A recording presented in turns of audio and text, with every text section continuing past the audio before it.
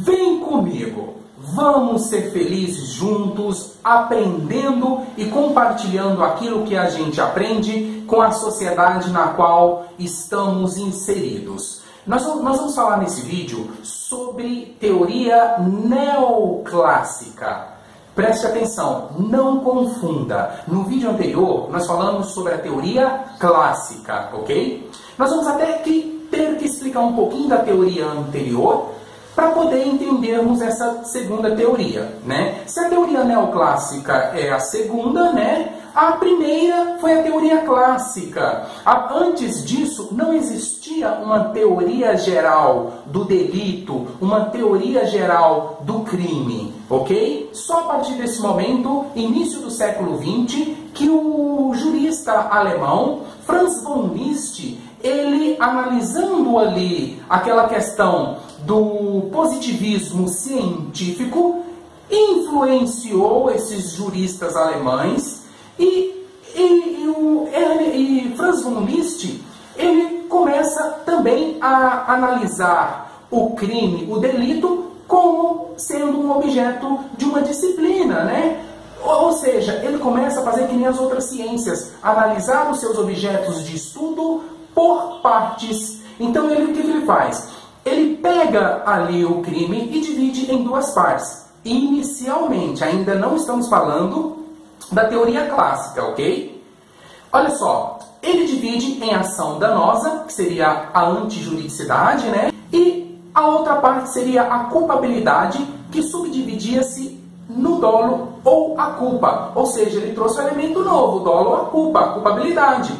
E o que isso, na prática, beneficiou assim para ser considerada uma evolução no direito penal? Quando Franz von Liszt, ele traz o dolo ou a culpa, ele automaticamente afasta a responsabilidade penal objetiva. Por quê? Agora, para o agente ser responsabilizado, teria dois elementos a serem observados, o dolo ou a culpa. Pelo contrário, não há o que se falar em responsabilidade penal do agente, ok? Então, isso foi a contribuição que Franz von Liszt trouxe para o direito penal. Grande contribuição. Só que não para por aí, não. Aí aparece nessa história um outro jurista, também alemão, né? Ernst von Belling, e fala assim: essa teoria é boa, isso é algo bacana, só que eu quero acrescentar algo aí. E o que ele acrescentou? Ele pegou ali a antijuridicidade e a culpabilidade, só que da antijuridicidade ele tirou o fato típico, ou seja, o fato típico para ir ao encontro do princípio da legalidade. Então, para os clássicos, o conceito, né, analíticos de crime ficou sendo fato típico, ilícito ou antijurídico, você que vai escolher, e culpabilidade, fato típico, ilícito e culpável, a corrente tripartida, que a gente já viu em outros vídeos. Então, pessoas, vamos lá. Eu não falei ainda da teoria neoclássica, eu só falei da primeira teoria, que é a clássica. Agora eu vou falar da teoria neoclássica ou sistema neoclássico. Na descrição desse vídeo eu vou colocar outros nomes que o sistema neoclássico ou a teoria neoclássico também são conhecidos, ok? Então vamos lá. Ó. Depois desses dois juristas, né, da Alemanha ter feito essa evolução, criado a primeira teoria geral do delito, do crime, porque até então não existia outra, vem um outro alemão, professor de direito penal, alguns pronunciam como Reinhard Frank, outros Reard Frank. Eu já vi professores pronunciando dos dois modos. Você vai escolher um, mas eu vou colocar o nome dele aqui para, se cair na prova, você já se ligar. Esse Reinhard Frank, ele fala assim: essa teoria é boa, eu reconheço, mas nós temos que ver que ela não responde a alguns pontos. Tem algumas lacunas aí que precisam ser preenchidas, e ele tentou preencher essas lacunas. Algumas ele conseguiu, Reinhard Frank, e outra não. Quando ele faz isso, ele cria uma nova teoria. Mas, na verdade, ele não criou uma nova teoria. Ele pegou aquela teoria existente e trouxe outros elementos. Mas esses outros elementos apenas no campo da culpabilidade. Pessoas, só para vocês entenderem, vocês têm que entender bem. Se você não assistiu o vídeo anterior que fala da teoria clássica, eu convido você a assistir esse vídeo para depois assistir o da teoria neoclássica, porque é uma sequência.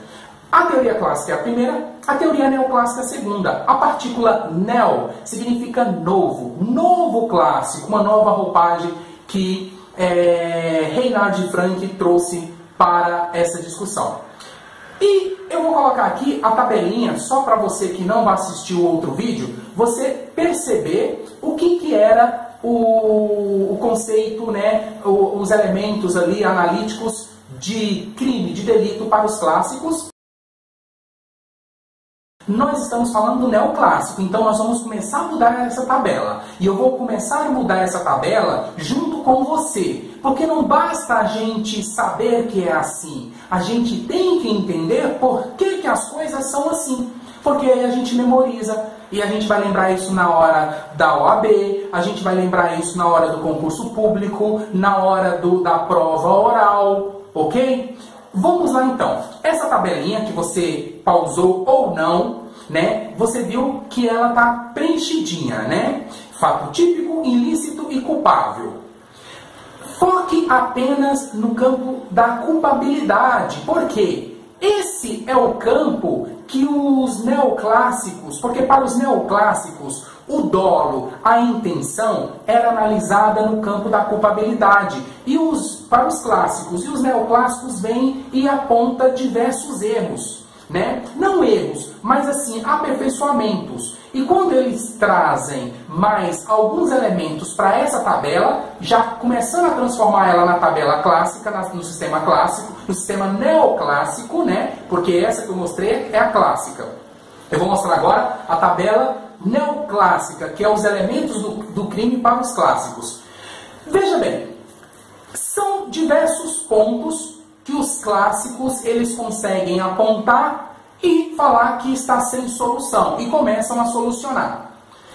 Foquem apenas no campo da culpabilidade, que os neoclássicos vão trazer dois elementos para o campo da culpabilidade, e esses dois elementos que os clássicos irão trazer vai solucionar diversos pontos dessa tabela que vocês acabaram de ver, da tabela clássica, da teoria clássica. E vamos lá, olha só, vamos trazer esses pontos que os clássicos começaram a levantar. Para o que os neoclássicos começaram a levantar, ok? Retificado. Os clássicos, para os clássicos, a ação e a omissão, ou seja, o fazer ou não fazer nada, praticamente tinham o mesmo peso.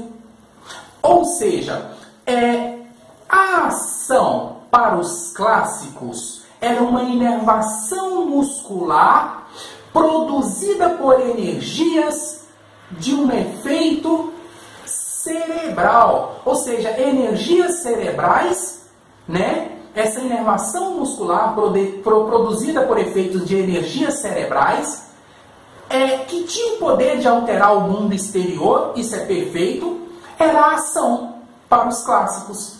Aí eu pergunto, se a ação era uma inervação muscular, o que seria a omissão? Você entendeu que tinha o mesmo peso? E o não fazer nada não gera nada. Não pode ser considerado uma causa, né, daquele efeito que mudou o mundo exterior. Evidentemente, só pontuar aqui, porque pode gerar confusão, nós não estamos falando aqui da omissão de quem tinha o dever de agir e não agiu. Como, por exemplo, o policial. Se o policial está vendo lá o B atirando em A e ele não faz nada, ele vai responder. Eu estou falando aqui das pessoas comuns, ok? As pessoas comuns, nesse caso, se elas não fizerem nada, aquele não fazer nada não pode ser considerado o real, o efetivo causa, a efetiva causa, a real causa, a efetiva causa daquele evento que alterou o mundo exterior. E os neoclássicos apontaram isso. Entendem?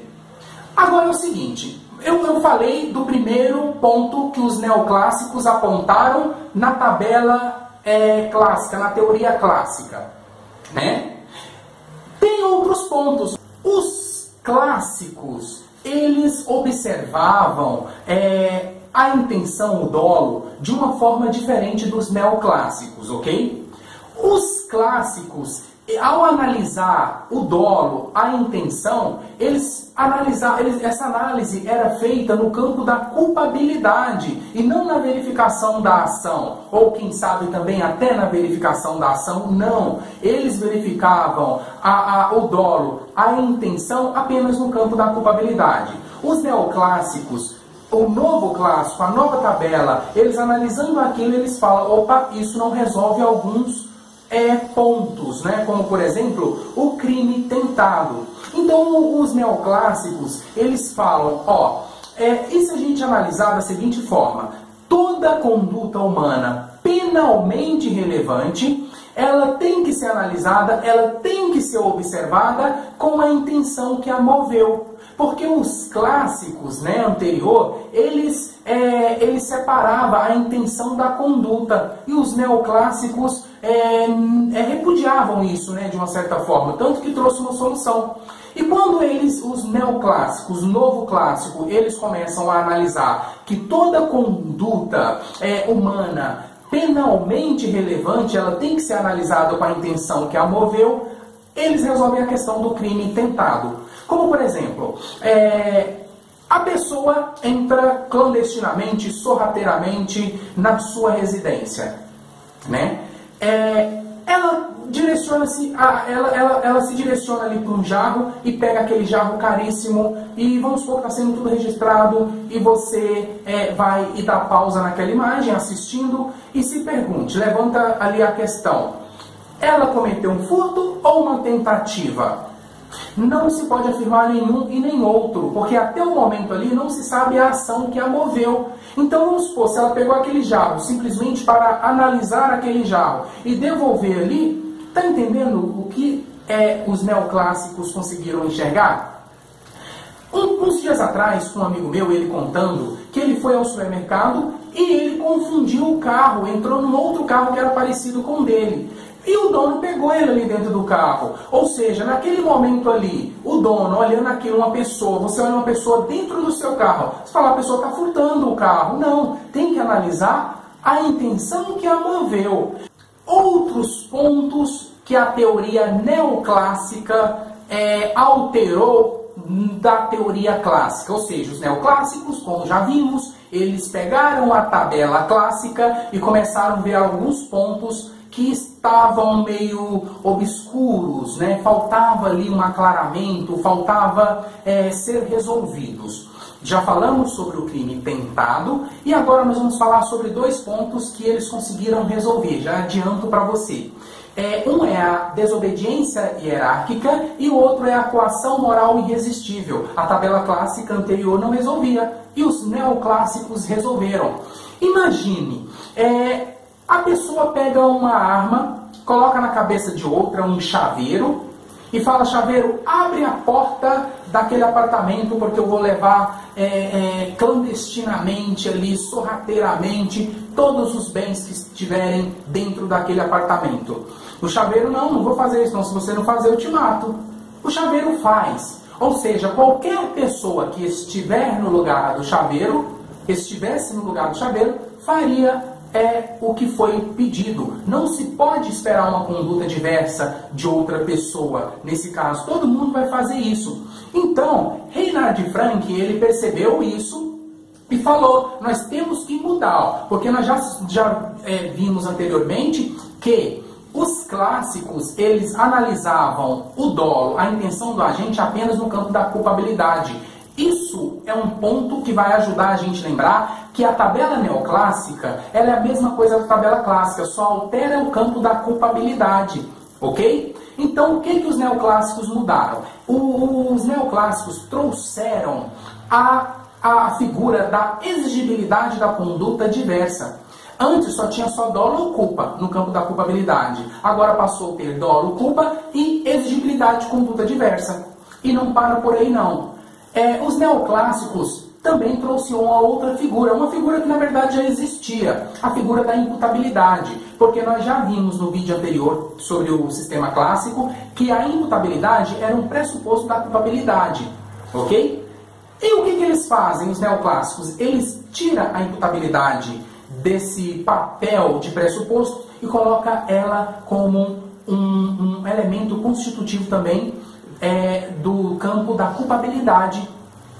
Então, o campo da culpabilidade, para os neoclássicos, passa a ser imputabilidade, dolo ou culpa e exigibilidade de conduta diversa. Tá vendo que a tabelinha, ó, a tabela clássica era fato típico, ilícito e culpabilidade, correto?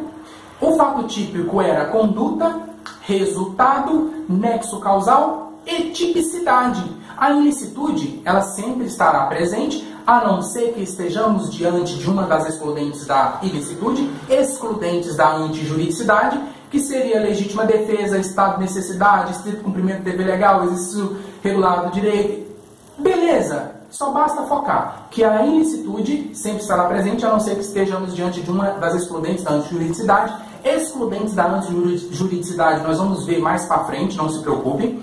E o outro campo que é a culpabilidade, fato típico, ilícito e culpável. A culpabilidade, que só tem o dolo, a culpa. Na tabela clássica, vem os clássicos, mantém a mesma tabela, só que acrescenta imputabilidade, o dolo, a culpa já existia, e a exigibilidade de conduta diversa. Essa é a tabela clássica e essa outra é a tabela neoclássica. Nós vamos ver no próximo vídeo a tabela finalista, o sistema finalista, ok? A teoria finalista. Nós vamos ver no próximo vídeo. Se você gostou, não esqueça de curtir, compartilhar com os amigos, né, a ideia sobre o curso gratuito de Direito Penal começando do zero. Você também pode sugerir ideias, críticas também, porque as críticas que nos fazem crescer, né, que nos faz crescer. Tanto que se você for ver as teorias, elas só evoluíram porque uma foi criticando a outra e a outra foi melhorando. Eu sou do tipo que eu aceito crítica, gosto das críticas, porque sem crítica pode ficar aquela coisa a gente achando que está agradando, quando na verdade não está agradando. Mas o que for em relação ao canal, em relação ao conteúdo, a forma didática, alguma observação, alguma retificação, fiquem à vontade. Até o próximo vídeo, pessoal.